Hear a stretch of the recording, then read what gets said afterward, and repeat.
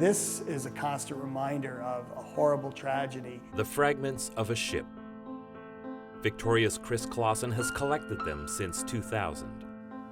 To actually hold the artifact brings the event alive. So that Canada and the world might remember. It's not just another shipwreck. She was the Canadian Pacific steamship Empress of Ireland. It was the pride of the Canadian Atlantic service. 8 years between Quebec and Liverpool. This light really was the cause of the accident. Chris calls this tragedy Canada's Titanic. That night on the St. Lawrence River 100 years ago, when Empress of Ireland was rammed by the coal ship Storstad and 1,012 people died. It's a wonder that anybody got out when you think about 465 survivors under those circumstances in 1 degree water.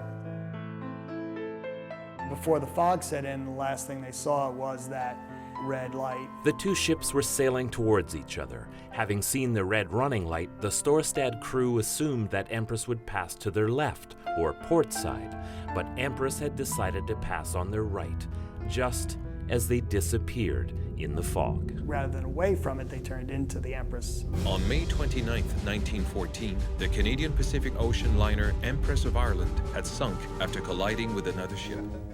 It was 2 o'clock in the morning. It was the first night out, so people didn't know their way around the ship. The lights going out, the ship capsizing and going down in that amount of time. It's impossible to even imagine the horror of something like this happening. They had plenty of lifeboats on the Empress, every safety precaution possible.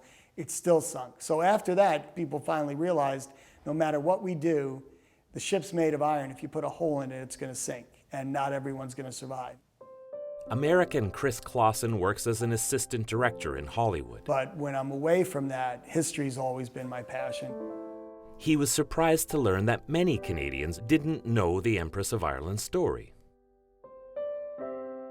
For 8 years, it brought tens of thousands of Canadians over to their new homes in Canada, and then bringing people back to the old world to show off what they accomplished in Canada. Here's your new grandchild. Here's a picture of the farm. So it's a huge building block for what Canada is today.